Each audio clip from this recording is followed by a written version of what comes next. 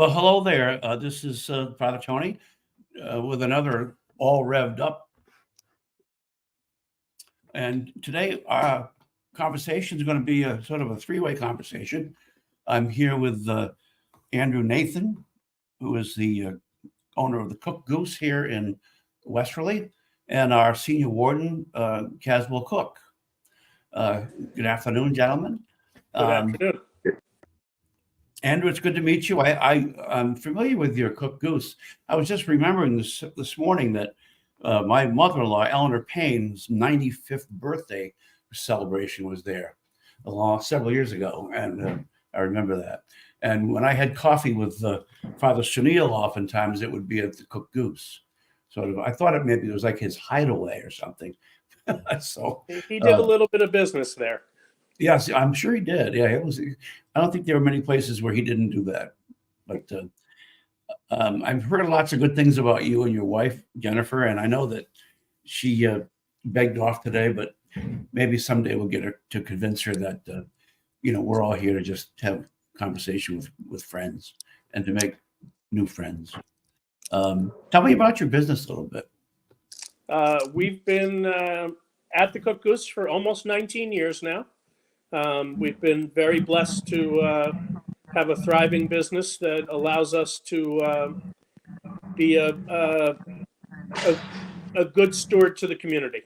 And my friend Caswell and a few others have been very influential in helping us do good things for the community, because we believe very much that in the town that you live is where you prosper and where you give back and where you create fellowship. And that's how I got involved with Christ Church between Father Sunil and Caswell. Yeah. I think Westerly has a unique charism, if you will, that you don't find everywhere. I can say that I spent the last 10 years of my ministry in Niantic, Connecticut, and it has a very similar feel. It's like a big family here, everybody, well, certainly in Westerly, everybody knows everybody. I was born in Westerly, as was my wife and all our three kids and my granddaughter. So we're not new to Westerly, but I'm sort of back here at Christ Church after retiring from my ministry in Connecticut. And Westerly has just become a real center for that kind of energy, and the dynamic that connects people here is sort of not found everywhere. No, I think it's pretty remarkable. Westerly is a really special place when it comes to community leaders. We share a good friend who's really like a second father to me, and my mentor, who is Dr. Rayner, who I know. I know Doug very well. I know you do, and he speaks very, very highly of you. And but he's one of the people that got me involved with the Chorus of Westerly, with Christ Church. My wife has a long relationship with the Kents. Actually, Jenny Kent and my wife Jennifer were best friends growing up. Well, George told me this morning that they went to St. Michael's together. Yep, correct. That's pretty amazing. I went to St. Michael's myself back when dinosaurs roamed the earth. I was going to say maybe a little before that. Was that a different century, Father? Or it was the 20th just because century. You're the youngest, don't think you're that much younger. That's right. So, Casper, what's your experience? Andrew and his wife have. I was going to say, Andrew and his wife have always been supportive of Christ Church. I know you guys have read at Lessons and Carols before, and so when it comes to the Thanksgiving dinner, we kind of all partnered up a few years ago because Liz Dobson, who had run, and I think she might have started the community Thanksgiving dinner at Christ Church, which feeds 200 people. And I will point out that, I don't know what people might have their impression of what this dinner is, but it's for anybody. It doesn't, it's not just if you're down and out or something. It's if you want company, if you don't want to stay home and argue with your family, they usually don't argue in front of other people, which is why I like to come to this dinner, because then everyone's on their best behavior and you get to eat. So it's a great dinner. We do it from 12 to 2 on Thursday. And so when Liz was unavailable after like 30 years to do it anymore, my wife and I you said, all right, well, we'll do it. And so we found that getting folks to cook a turkey and deliver it was pretty good, and some pies, but everything else, like when it comes to all those side dishes, it kind of falls apart because you have like 18 kinds of stuffing and 3 different kinds of beans. And so we went to Andrew, or maybe Andrew came to us, or however it happened, but that's been the relationship, is that these guys, I know Andrew doesn't want any credit, but these guys prepare all the food. Andrew probably thought that Andrew probably came once and thought, these guys need my help.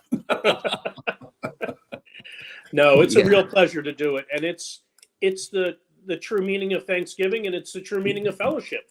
It's right. It's pretty wonderful to walk into the parish hall and see people that would otherwise be alone, or who, again, like Caswell said, who don't want to be with their family, enjoying the fellowship of other people. And that's the real meaning of the day. Back many years ago, my own experience as a parishioner in St. Mark's and Mystic, we have started a Thanksgiving dinner there back in the early 80s. And, we made it clear that this was not going to be like a soup kitchen where we were going to throw food at people as they came through the door. It was going to be a family dinner. And what has transpired over the years, people who came to the dinner, simply like Caswell said, not to be alone, or because they wanted to help somebody, they maybe volunteered, and then maybe the next year they just came to the dinner. Now, almost all the volunteers that cook, prepare, and serve and clean up the meal are not even members of the parish. Right. Which is pretty phenomenal. And they do, I don't know how many. It's like here. I'm looking forward to Thursday. I think it'll be. In fact, I was telling Caswell that my family may be coming here out of necessity because our oven blew up 3 days ago, and we got a promise of delivery next Monday, but that may not happen. I think, getting back to like what Caswell said about your largesse, if you will, your generosity. Where does that come from? Came from my upbringing, from my parents.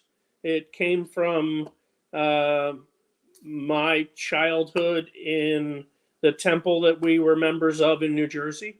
It came from my mentors in Westerly. It especially came from, but if you're from Westerly, you know better than anybody, especially came from probably my biggest influence, who was Paul Lynch, who really believed in community, and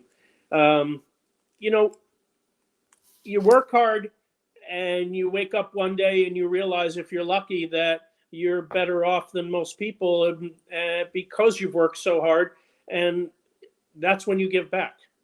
That's right. You hope that all people realize that, and it's pretty unique in Westerly, the amount of people that give back. It really demonstrates the old saw of the more you give, the more you get. It demonstrates that in black and white. Absolutely. I remember in another parish where I was, it started a Thanksgiving dinner, and one woman was very reluctant to be part of it. She goes, "Oh, it's just going to be a bunch of street people." And I said, "No, it's not. Please come help us. You'll love it." And so, she was a real curmudgeon. And after the meal was over, she came up to me in tears. I'll never forget this. And she said, "I will never celebrate another Thanksgiving without remembering this day and what we did here." Of all the people, she was the one. And I think until you see it and experience it, it's hard to explain to people. No, I agree. I tell that to married couples all the time. I always say at weddings that weddings are bad math. The vows say you give everything to the other person, and you're supposedly going to get more in return. And that's a big element of trust there. It is true. It is true that the more you give in a relationship, whatever kind of relationship it is, whether it's a business relationship or a marital relationship or a familiar relationship or a parish relationship, until each individual experiences that, it's hard to explain it. I mean, you can sort of demonstrate it and prove it, but until you feel that, I think what you said, you can feel it when things start going the other direction. Sure. And that's a pretty beautiful thing. And we're pretty lucky that we've had the success that we've had in our business, that it allows us to do these kind of things. And the nicest part is my whole staff helps preparing everything, and they all feel great about it. Yeah, yeah. How have you like every other business is on the recovery path from the pandemic? How's life treating you since then? Life is Yeah. good. Westerly's pretty special in the sense that the tourist base really protected all of us throughout the pandemic, and the growth of Westerly as a destination has been pretty remarkable in the last 5 years. Yeah, yeah, it's true. And we see it here at Christ Church. I've only been here about 3.5 months, and every Sunday, of course, I don't know everybody.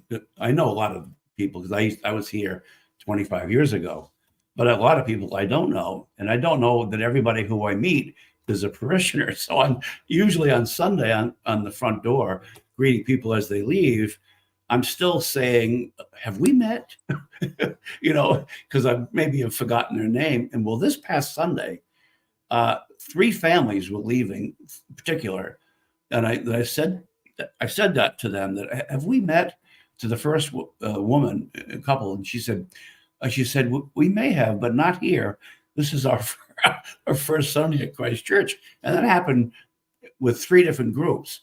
And I feel a sense of resurgence, not just here.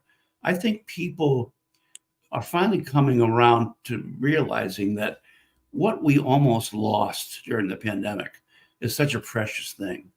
And that's being connected. That's having relationships with people. That's partnering with people, caring for people. And I think that it may have been a wake-up call for a lot of people who were otherwise self-isolated even before the pandemic. We'll see. I do think that I hear from some colleagues that, and I'm not talking about floods of people, but floods usually start with a little trickle against the what are those places in New Orleans? They have those big dirt barriers. Floods. Levees. Levees. The levees, yeah. Levees. Those things don't just fall down. They start trickling. Water trickles down. And I kind of feel that way with people's expectation and really sort of anticipation of maybe coming back to a faith community or joining one. It's interesting. I think there's post-pandemic, there's a real need for human connection. I think, it's nice to see. It's nice to see Christ Church thriving the way it is. Yeah, I've been an interim rector. I was a rector at Niantic for 10 years before I retired, came here, but I've been an interim rector in 3 other parishes before that. And my experience as an interim has always been that, this doesn't need to be a time of treading water and, marking time and sort of waiting for the next shoe to drop. And in my experience, a lot of all the parishes I work, and I'm not saying it was all my doing, but this can be a time in and of itself as a time of growth and a time of new experiences. We got great leaders. I think after a while, I'll probably convince Caswell to get to seminary on time, but something he's probably wanted to do for a long time. But we have good leadership. We have a great staff, and it's great to be partnered with people like you. I mean, well, thank you. I mean that. I mean, from what I'm told, we couldn't do any better, and I'm excited about the future here. I'm excited about Thanksgiving. I think that moving into Christmas, it seems like just yesterday we were welcoming people on Homecoming Sunday, and here we are talking about Advent lessons and carols already. It's pretty remarkable how time flies. Maybe it's because of my age, you know. Oh, I feel the same way. The next thing I know, it'll be spring. Yeah, you know, which comes down to the old part of my sermon that I said on Sunday: Carpe diem, seize the day. You know, every day is a gift. Yes, Every time I pick up the phone and somebody's lost a parent, I just got off the phone with somebody who's had a terrible experience in their family, and that's why the church it has an important role to play. And I've never felt that the church. I've felt that the church has never had a more important time to be the church. In my last parish, I had 3 Jewish spouses in my congregation, and they were the most participatory parts of the family. You know, they were workers, and I wasn't out to convert them. They just came every Sunday with their wives, and it was pretty amazing. You know, I never thought I'd have a minion in an Episcopal church. You know.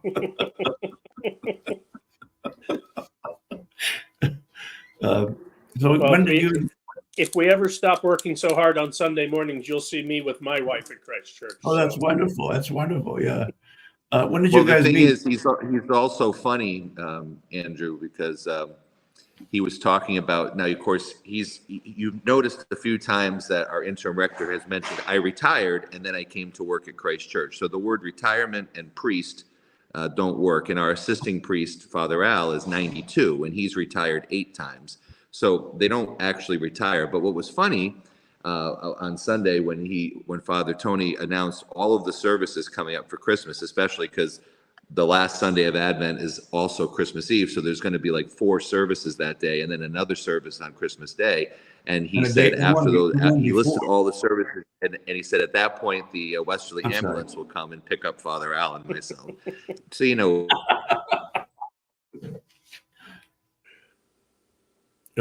I'm missing you.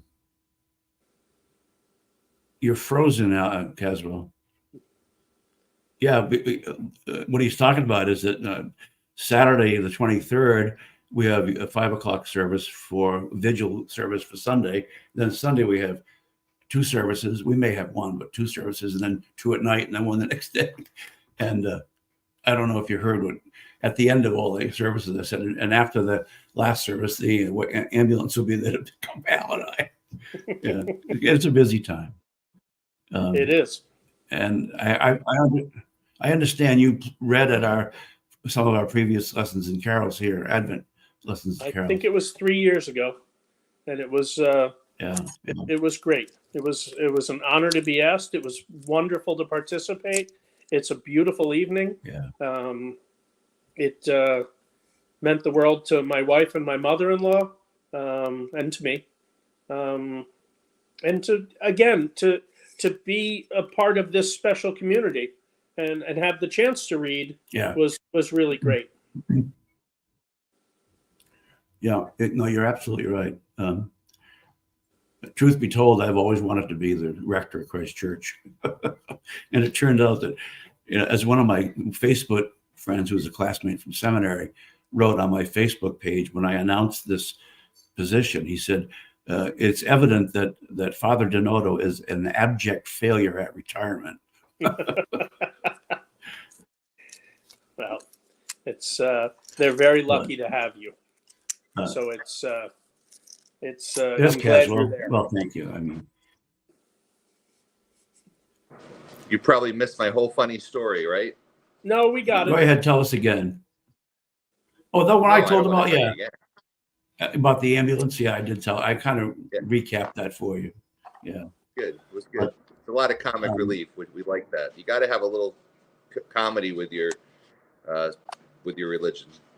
Well, you know, Andrew, my first Sunday here, in my sermon, I told them the story about my granddaughter, just to give them some idea about how I approach preaching and some of the things I use to guide myself.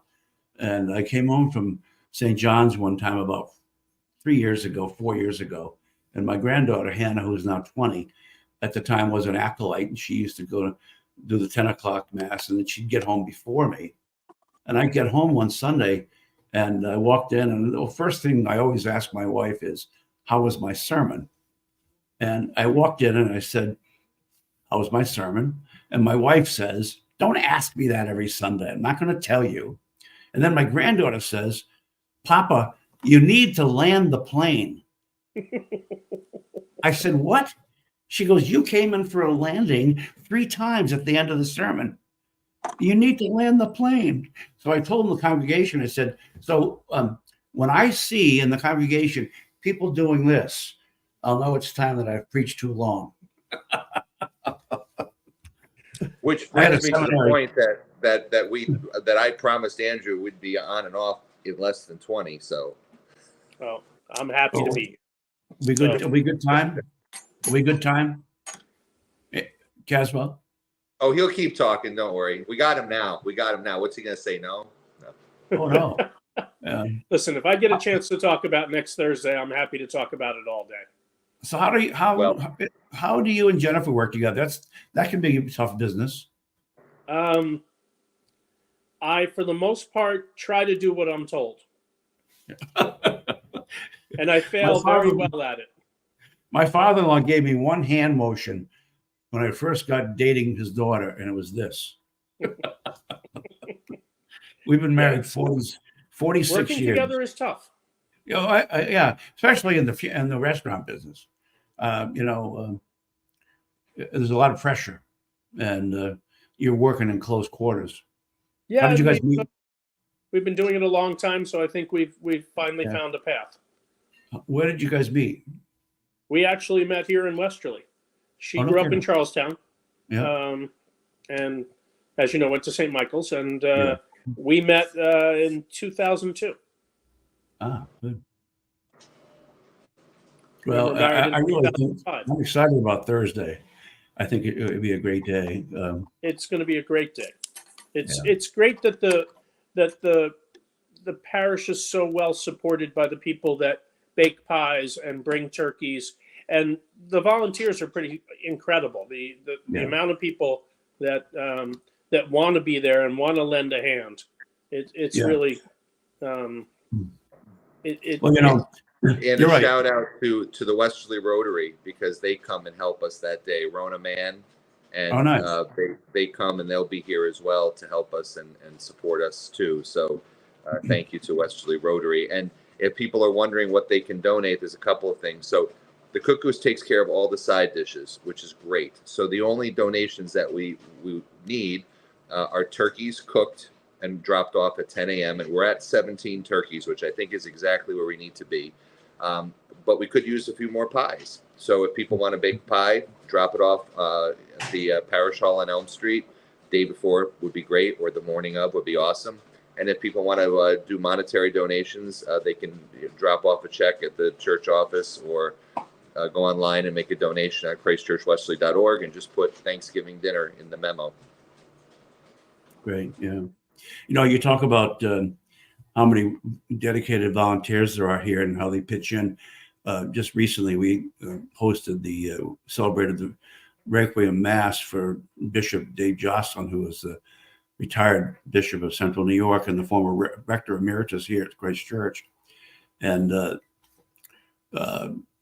there are a lot of moving parts when you have 6 bishops and all the clergy and everybody here. And, it was pretty well planned. A bishop had a big hand in that, but pulling that off isn't done by one person. And it was an amazing job that everybody did, from the altar guild to the acolytes to the virgins to the choir to George to clergy. I mean, it was just a beautiful tribute and a testimony to David's influence in this parish for so many years.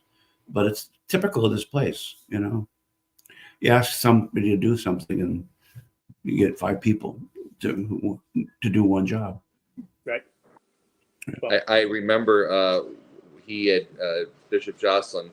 We had lunch at the Cooked Goose, as we would at one point, and he had recently retired, and he said, "I feel like Rip Van Winkle. I've been gone from Westerly for 25 years, so catch me up on what's been happening." But I remember they had that meeting at the Cooked Goose. Really? We used to see Yeah. a lot of him at the Cooked Goose because he would be with Father Jack Barrett. And Oh, sure. Yeah. and again, Well, somebody his who was father was a father to me. Father Barrett's father. He was a veterinarian right around the corner there. Right around the corner. Yeah. Yeah. Dr. Barrett. That's a long time ago. I do feel like a dinosaur sometimes. Yeah, I never got to meet Father Barrett, but I was very, very close with Jack. Yeah. Yeah. Well, yeah, Father Bishop Jocelyn actually baptized our oldest daughter here 41 years ago. So I had a long connection with this place on and off. And it's funny, I'll tell you one story about, stop talking about myself, but when I retired, my wife, who has always been very faithful in coming to church wherever I've served, and that's been a few places. And then she said to me when I was preparing to retire, she said, I thought to myself, oh, good, now I can pick the church I want because you're going to be retired. And I thought, well, good, I'm going to go to Christ Church Westerly. And then I find out you're going to be there. So kind of ruined her plans. Well, Caswell, this has been great. Thanks for joining in on this. And Of course. Andrew, thank you very much. Good to meet you. Look forward to seeing you on Thursday, hopefully. We'll see you on Thursday, and you know, the more people that come out and the more people that understand what an incredible event this is at Christ Church, the better. And it's more than it's a real honor to do it. Best wishes to Jennifer. Thank her too, and right. tell her maybe next time I can convince her to come on. She's a little camera shy. So am I. I have to try to sit here and try to play with my double chin all the time. I don't know anything about that. What you do is you hold the camera above like this. Is that it? It makes you look younger.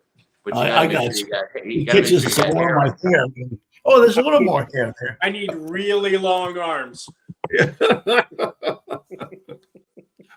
Well, great to speak with you. Thank you, guys. We'll see you on Thursday. Thank you so much.